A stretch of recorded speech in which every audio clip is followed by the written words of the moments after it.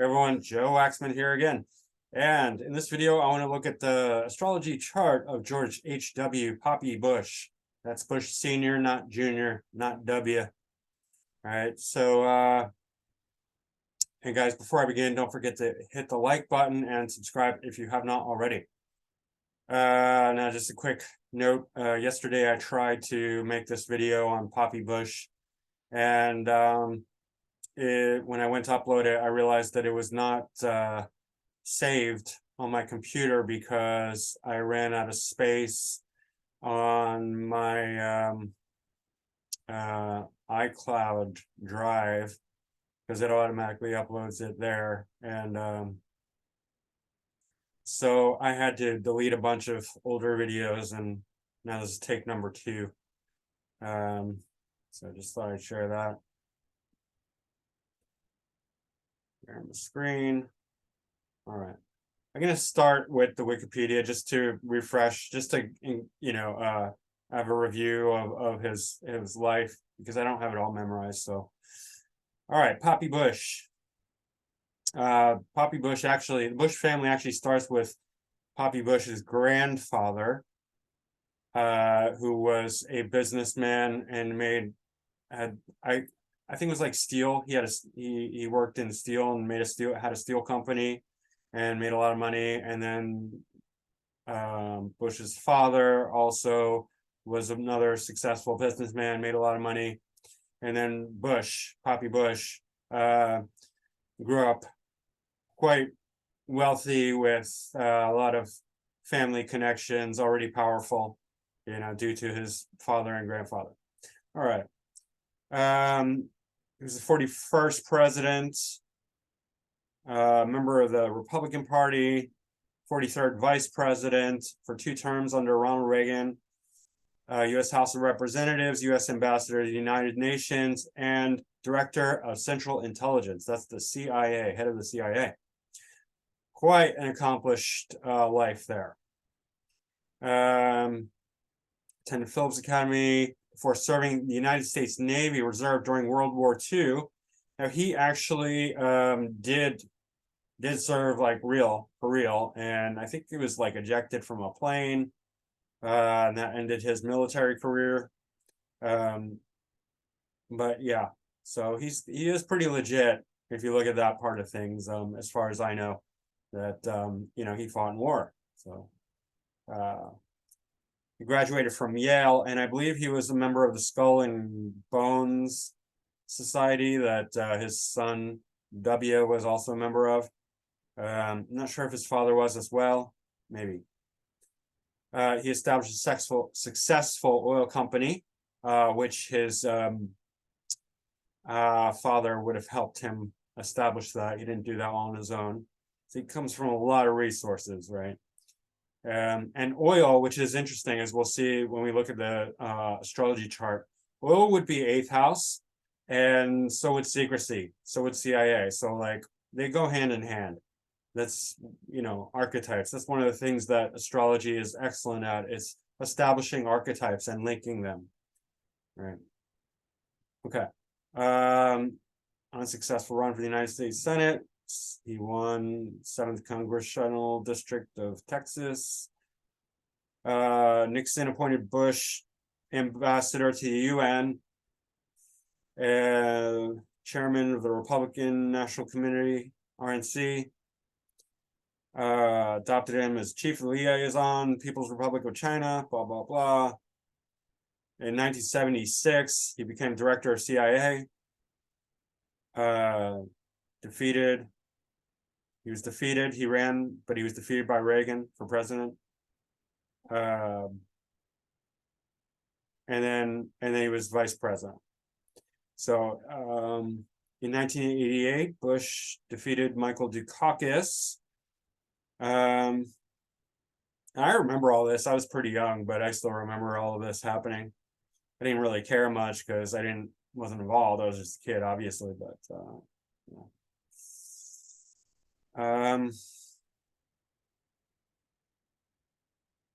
played a key role in the reunification of Germany.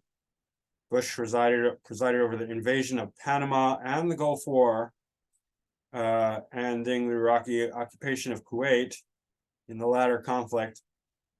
And this gets into this whole idea of American exceptionalism, which I have to comment on, because you know, in America, we kind of have this blindfold over us, you know, the common people, that kind of goes something like this: we can go anywhere in the world and do whatever the crap we want, you know, overthrowing any government, you know, having the CIA stage coups, outright bombing the crap out of whole nation states, leaving them in ruins, you know, anything. Like, doesn't matter. We could just do whatever we want, and the CNN will write some ridiculous nonsense story. It'll be a false flag. Not just CNN, all the fake news media. And every stupid American, which is most Americans, will just be like, yep, we have a right to do whatever the fuck we want in all the other nations around the world. But how dare anyone else ever do anything, you know, without our permission, without our say so, right? And it's this psychopathic, and I want to stress that it's psychopathic. It's literally like the height of the criminal mindset that says we can do whatever the crap we want and nobody else can do anything without our approval, right? Like, who elected the United States as the police and jury and judge and decider and emperor of the world, really, right? But this is this idea that we can do anything. So, you know, Iraqi occupation. Oh, we sure told that Saddam Hussein, who's boss, you know, by not letting him take over the oil-rich state of Kuwait, but we sure as heck can go in there and take all their oil, right? You know, I'm not saying that's, you know, kosher for, you know, what Saddam Hussein did. Maybe it was, maybe it wasn't, but certainly not our place to decide and to go in there and to take their oil instead, which we do, which we've done. We killed over 1 million people in Iraq. Not our people, 1 million kids and women and men, innocent people. So anyway, Bush presided over this, and he's not a nice guy. I'm not trying to pretend that he's some good person. He's dirty.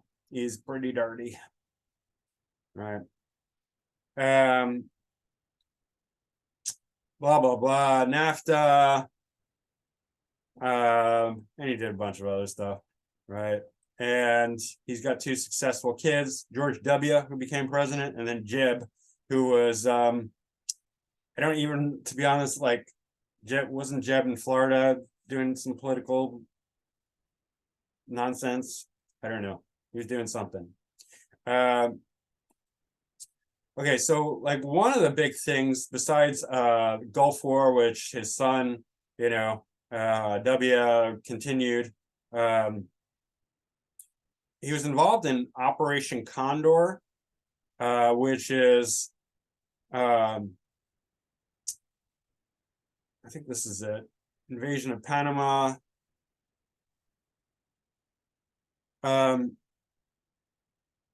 Operation Just Cause. In any case, it wasn't just Panama. It was like a whole bunch of like most of the South American countries, the CIA, which he presided over. Well, he was the head, and he had a lot of connections anyway. They basically staged coups and overthrew governments that they didn't like, all throughout the South America. And he had a lot of, you know, and this is just like a very surface kind of overview of his, because I can't really do a deep dive. Number one, it would take too much effort on my part to really get into the details, and number two, they would remove this video if I really exposed him.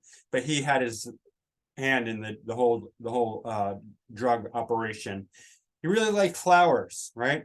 Poppy flowers, poppy bush, poppy flowers in Afghanistan, because some people like to take the poppy seeds and the processed poppy seeds and smoke them or pop them or inject them and relax.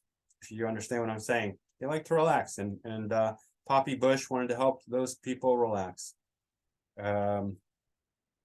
So there's that. All right, let's look at his astrology chart. Sun in Gemini, like myself. I think this is like pretty much right where President Trump sun is as well. Very prominent, high in the sky, 11th house cusp here. So very strongly, it's exactly conjunct the 11th house cusp. So Gemini suns are very clever, very talkative. If you're talking about, if you're in when related to intelligence, obviously, intelligence not meaning that he was super intelligent, but the intelligence agency, CIA, Central Intelligence, that's Gemini's is very much about that, because communication, right? Gemini's can get their hands or their mind or their fingers in everything, right? So it's like communications, intelligence, that's really what Gemini can excel at. 11th house obviously is groups, networks, career success, hopes, wishes, dreams. So here he's involved in technology, involved in social, getting his finger, like getting everywhere in the world, because 11th house, right? Thinking about the whole world, right? And so head of organizations as well. Popularity, 11th house is very popular, right? Good for popular. So sun in the 11th house can be like community leaders, group leaders, and essentially America is a group, right? So it fits.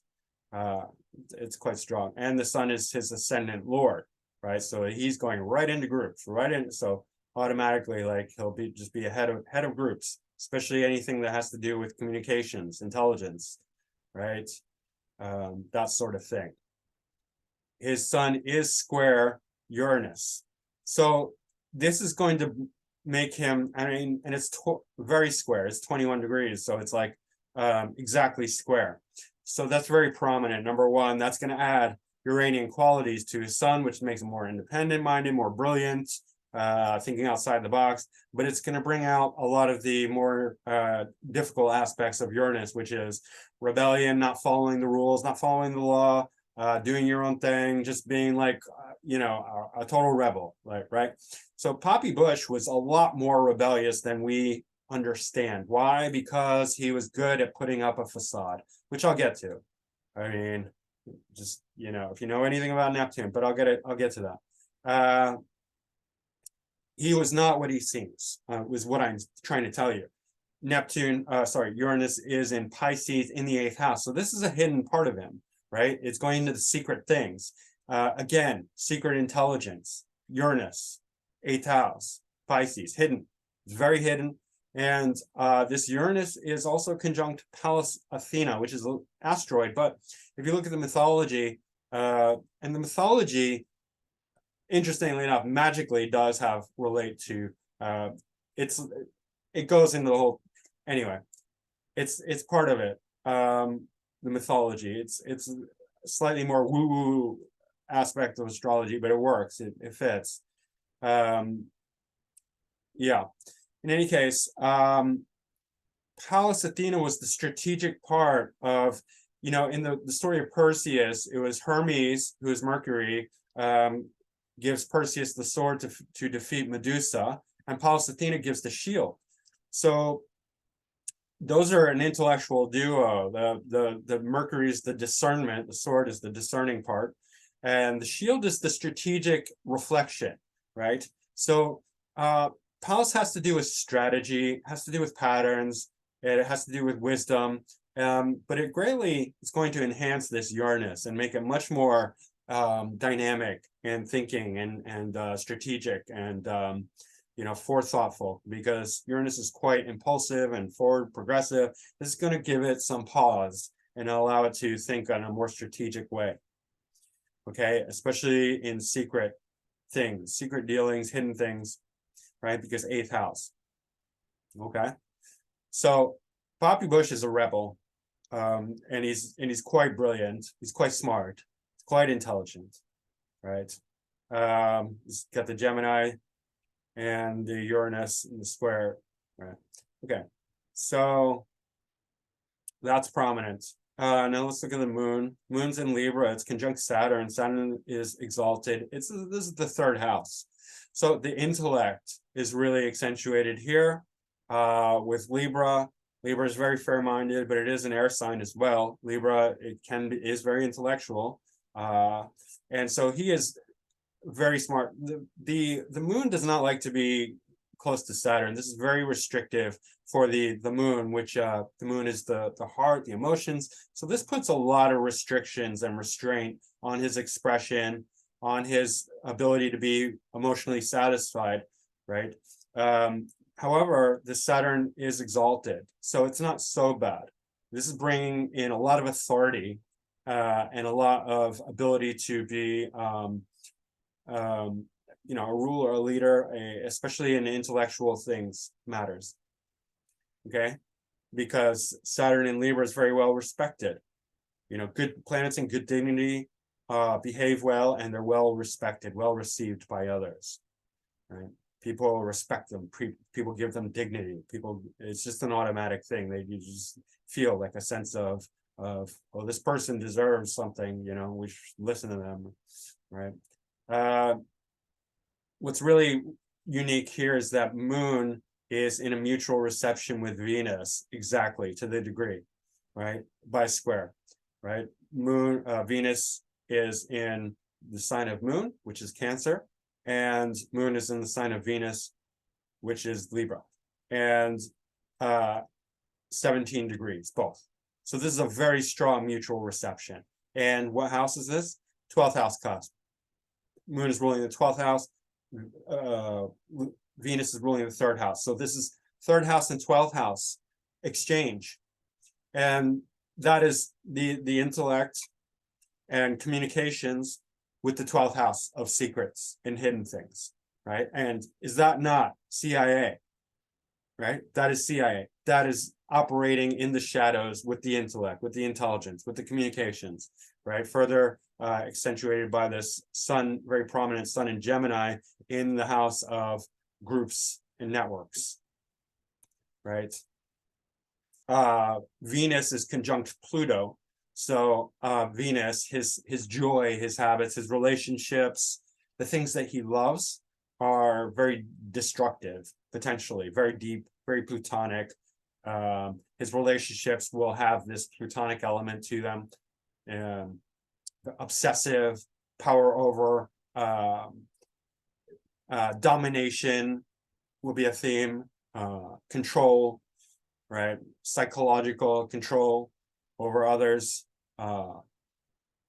and his habits, the things that he enjoys, the things that he loves, will be hidden, but will be also be very potentially destructive, right? Because 12th house hides things. And again, some people don't quite understand this. They say that the 12th house is not hidden, because the reason why is because the 12th house produces an alter ego.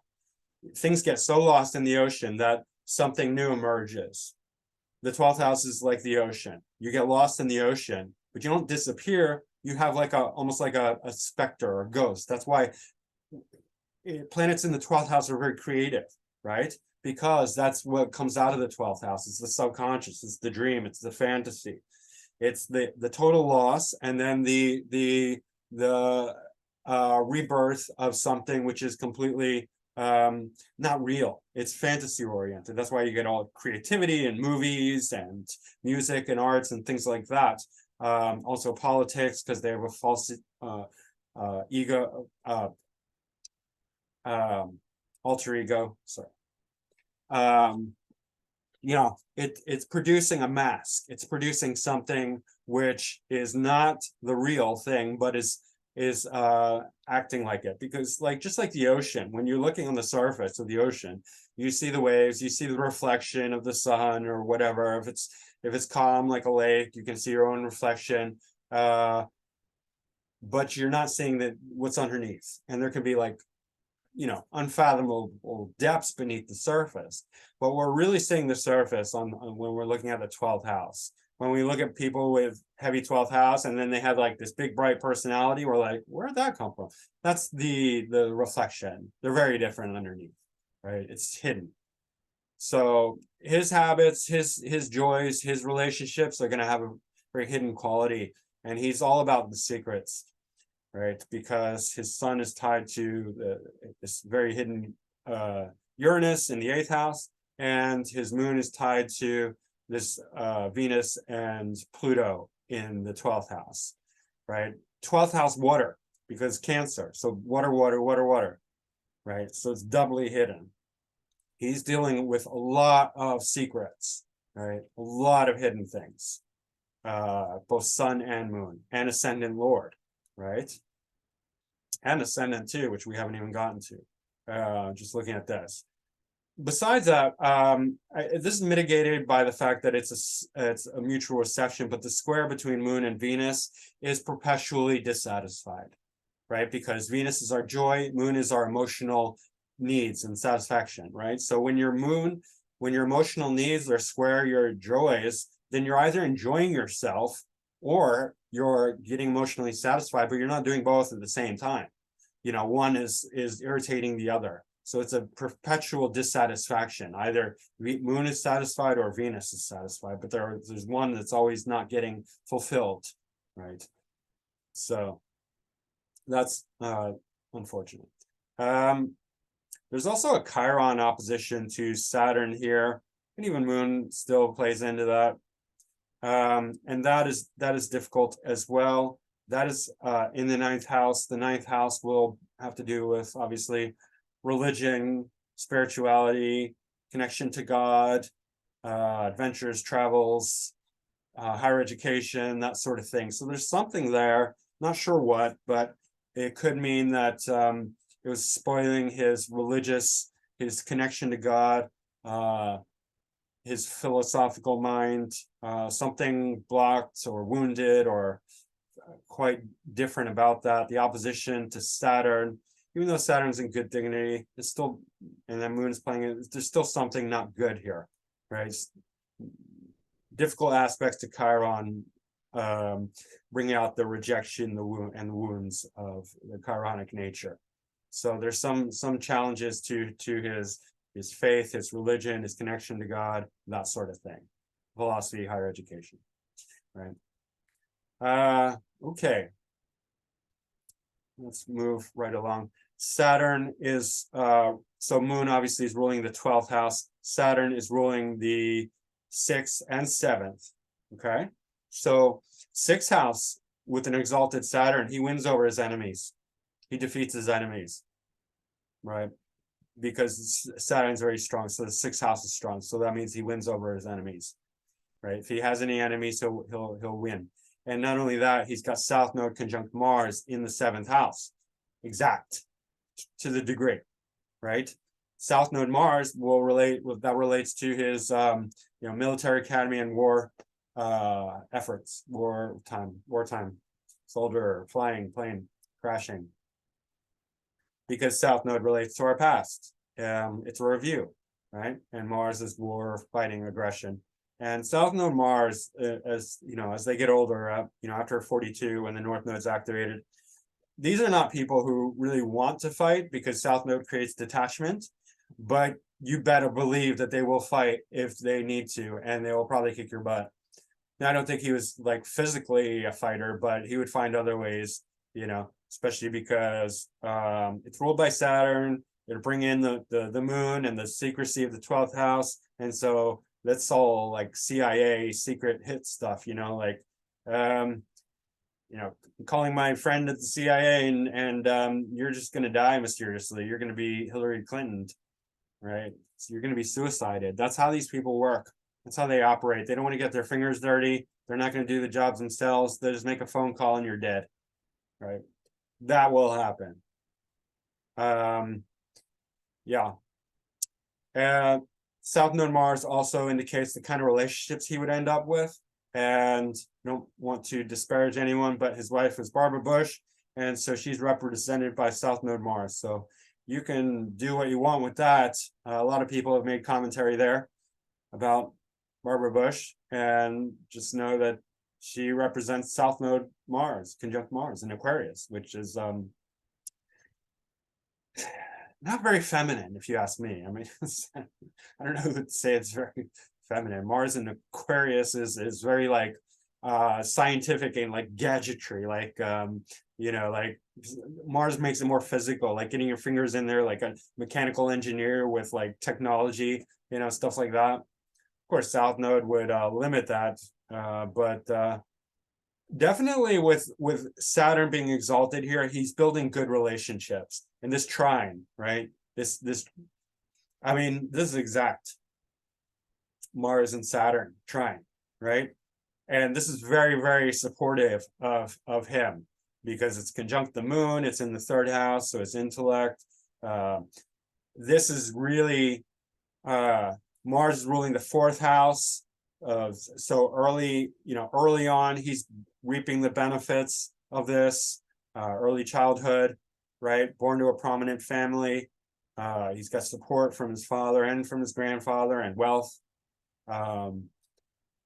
And then ninth house. So there's still, even though there's Chiron here, this is more neutral, but the fourth house here is really strong because Mars has this trine from Saturn. Saturn rules Aquarius. Of course, it's bringing in a Libra element, which is not great for Mars, but overall still really strong, really, really strong. So he has very powerful relationships. He can call people up and get favors done, like, Bob, I need a favor done, and it'll happen because he has very good relationships.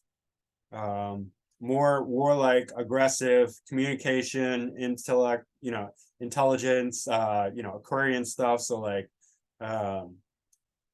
anything technologically related or scientific, or more like just, Aquarian related. So, less so for romantic, but like, for picking up the phone and making a call to your buddy in the CIA, definitely, right?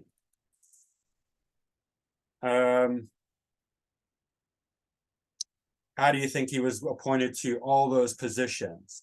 Very prominent positions: president, vice president, CIA director, UN, RNC, right? All these things.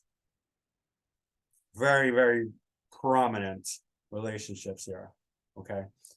Let's see what else. Jupiter is in Sagittarius. Again, Jupiter's so strong in Sagittarius. It is a very strong chart, right? Jupiter is ruling the 8th house. So 8th house is power and control, right? And just so we're clear about the differences between 8th house and 12th house, 12th house has that alter ego. It has the creativity, right? It has the fantasy, the deception, the lies. 8th house is more, it doesn't have that same quality. It has a much more like up and down nature because death, rebirth. So like sometimes there will be upliftment from the 8th house, other times crushing defeat, right? However, if the 8th house lord or the planets in the 8th house are supportive, like his is, then it's mitigated. There's, especially with Jupiter and Sagittarius, that's really a buffer for the negativities of the 8th house, right? And so 8th house is also power and control over other people, resources, right? It's a very powerful house, especially if it's in good dignity, right? It gives you a lot of power and control. You don't have the creativity, but you have really a lot of sway and in the underground, in the secrets, in the secret world. A lot of power in the secret world comes from strong 8th house, hidden world, right? Underground. Oil, right? He established an oil company, and CIA. That's both 8th house and 12th house. CIA, right? And 3rd house, communications, intelligentsia, right? Jupiter is basically conjuncting the 5th house cusp, so children, right? One child died, young, female, but he had 2 very prominent sons, W and Jeb. Jeb less so, obviously, but still, right? How often does that happen? You're a president, you get a president's son. Not very often. Still, still quite prominent. It's not many aspects, not very many strong aspects, but it is trying to the ascendant lord sign. So it's still quite good. It's retrograde. But you know, his religious beliefs again are going to be slightly skewed. Not going with the norm here.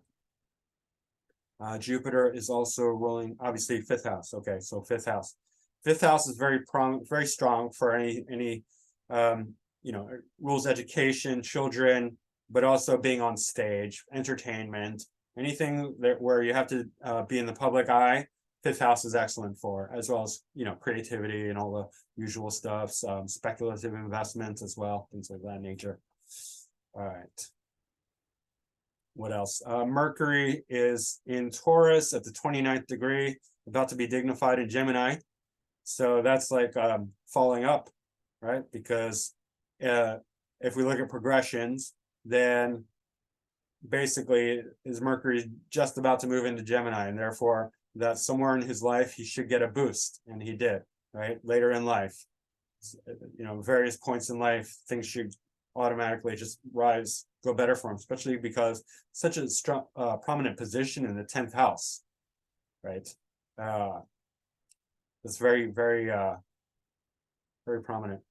And while I'm here, 19 degrees Taurus is the MC, 17 degrees Cancer, that's sextile, that's bonifying the career, Venus, because of the degrees and the sign, sextile, right? So that's good. But Mercury here is very good for any sort of public communications, speaking in public, managerial type stuff. It's going to, you know, play into this sun in Gemini in the 11th. It's just going to support it and add to it because the way the energy flows. I mean, it's behind it, you know, it's 12th, so that's not great, but not the best for you know, bonifying the sun, but it's, I mean, it's still so strong.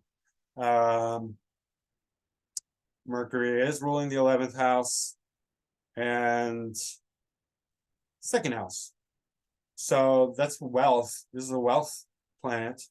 So very, he makes a lot of wealth by being in the public eye, by being a public figure, right?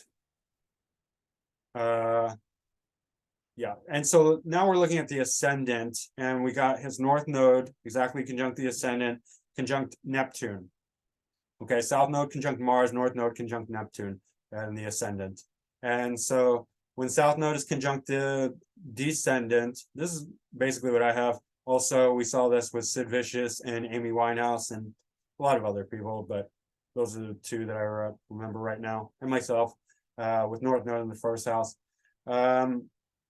With south node and conjunct the descendant, early half of life is quite destructive, right? And I don't know much details about that. He seems to have avoided the bulk of the destructive qualities of drugs and alcohol. But he has some of his habits, I'm telling you, are going to be deep, dark Plutonian, right? I don't know what they are, but I can speculate, I can guess.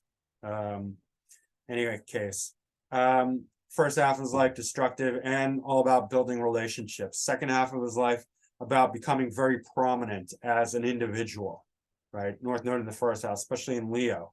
Similar to Trump, actually, because Trump has his ascendant, I think, like 29 degrees Leo, and similar position to the sun in Gemini, which is interesting. Of course, everything else is different with Trump, but north node conjunct Neptune, that means that's so one example actually is very similar to Sid Vicious, who had Neptune conjuncted ascendant as well as north node, and Sid Vicious turned to drugs and alcohol and ultimately died at such a young age of 21.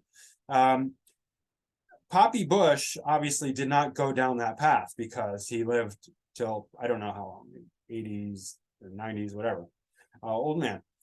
So he did not destroy himself with drugs and alcohol. But what did this Neptune represent for him? Obviously lies and deception and deceit, right?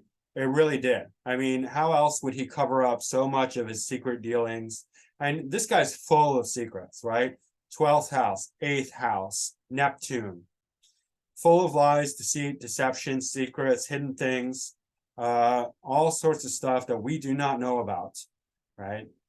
I mean, it's all over his chart.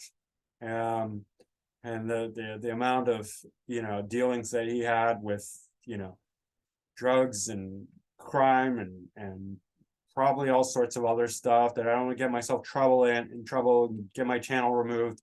So I won't say it, but you can guess. You can guess all the deep dark stuff that's out there. That he was a kingpin. He was a big boss man for all of that, and he did it through deception. He came off as this nice president. I don't know, nice, I guess, if you had, depending on who you ask, but 1,000 points of light and all that nonsense. New World Order. He was one of the first to talk about the New World Order.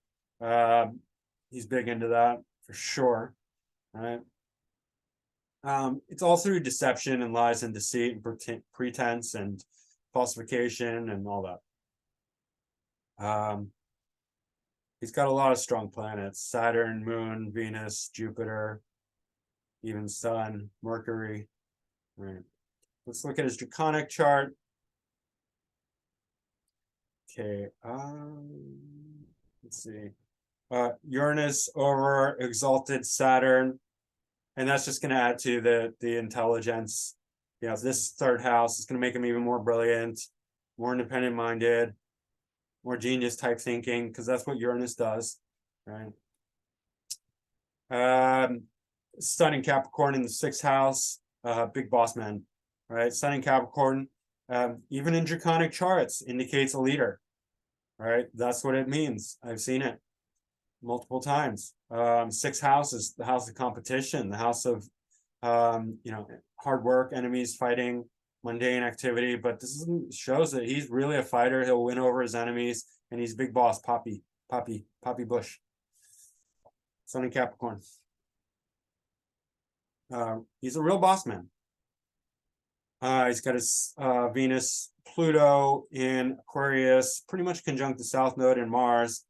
So here shows, he's building passionate relationships and very dominating ones where he's in control. He's got the Pluto in close, it's still in the 6th house, but it's moving into the 2nd house, 6th quadrant, 7th whole sign, and it's still within 10 degrees of the descendant. So this ability to manipulate, control, dominate, have power over, authority over, this is very strong with him. We saw this with Jim Jones. Jim Jones was, that's basically what he's known for, is manipulating other people. That was in his natal chart, Pluto in the 7th, but still there's that influence here. Moving right along, Neptune in Pisces, so Neptune in domicile in the 8th house, so that's secret, right? Because Neptune, this is water. So a lot of hidden things right over this. Uranus square the natal Sun, so it's just adding a whole another layer of deception, of secrecy, of even potentially woo-woo, like occult type stuff, like getting in there with these, we have like the satanic, the cult, Illuminati, Freemasons, all that. Definitely that ties into this, magic rituals and deep dark stuff. Yeah, full of secrets, full of hidden things. Exalted Moon conjunct the MC, excellent for career. Especially Moon's ruling the 12th house there. So we got this is actually slightly mutual reception again, because Moon is in Libra sign, Venus sign both times. So Moon and Venus, and Venus and Moon sign, mutual reception here again. Interesting. And that is, it's on the career cusp, MC. Saturn at 0 degrees Gemini. Saturn is authority, rulership, leadership. So that's again very prominent in the 10th quadrant. 0 degrees indicates quite extremes, right? Going to the nth degree of authoritativeness, right?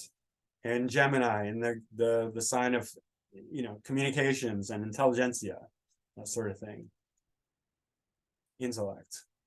exalted Jupiter over Venus right here, conjuncting the 12th house cusp. That is bonifying the whole 12th house, right? That is really helping with all the secret things, making it very prosperous for him. Secret dealings do very well for him because these are both benefics. Anything in the 12th house, right? And then, you know, Neptune is even bonifying this one because Neptune is the co-ruler of Pisces. So, I mean, the guy is like, this is such a strong chart for somebody who's like a leader, but just has his hands like everywhere in the underworld, right? Poppy Bush was like basically a criminal mastermind. I hope I don't get in trouble for really exposing him like this, but I mean, this guy was a real poppy, a real kingpin, if you understand what I'm saying. Super strong chart, but I would not trust him for one smidgen of a second. Yeah. So anyway, these are the kind of people that our government gets, you know, takes their cues from. These people who are powerful but can really hide in the shadows as well, right? They can put on a public front, but where they really live is deep in the shadows. Poppy Bush was a deep shadow kind of guy. All right, I think you get it. That's it for this video. Don't forget to hit like, subscribe if you have not already, leave a comment if you like, and book a reading with me. My website is macroastrology.com, and you can email me directly if you like at macrogoalmachine@yahoo.com. All right, guys, thanks. That's it for now. Bye-bye.